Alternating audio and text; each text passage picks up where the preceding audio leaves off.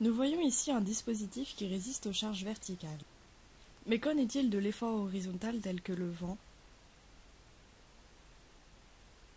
Pour lutter contre le phénomène d'instabilité, nous devons installer des dispositifs qui empêchent la structure de basculer sous un effort horizontal. Le premier dispositif est l'encastrement. Il appartient à la modalité encastrée. Il lui faut un ancrage solide dans le sol, ce qui est coûteux et nécessite également une grande structure, telle que l'éolienne par exemple. Le second dispositif est le portique ou le cadre. On voit ici des encastrements à l'intersection de la poutre et le poteau. La croix de Saint-André de la modalité triangulée est constituée d'un élément pour s'opposer au déplacement. On peut y mettre deux câbles en diagonale qui se tendent sous l'effort. De plus, pour ne pas gêner la circulation des usagers, on peut utiliser une croix de Saint-André retroussée. Toutefois, un inconvénient, le câble doit être régulièrement réglé.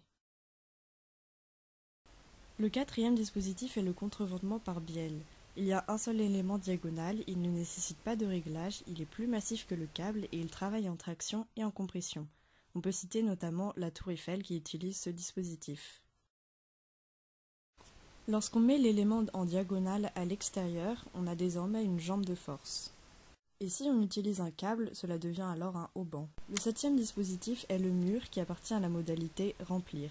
Il conduit les efforts horizontaux jusqu'au sol au travers d'une diagonale fictive, qu'on appelle bielle de compression. On parle alors d'une stabilité par voile. De plus, pour une grande structure, on peut contreventer uniquement certaines zones au lieu de la totalité, car ce n'est pas forcément nécessaire et la stabilité est tout autant garantie. Pour conclure, la fonction contreventée doit toujours être assurée avec la composition structurale.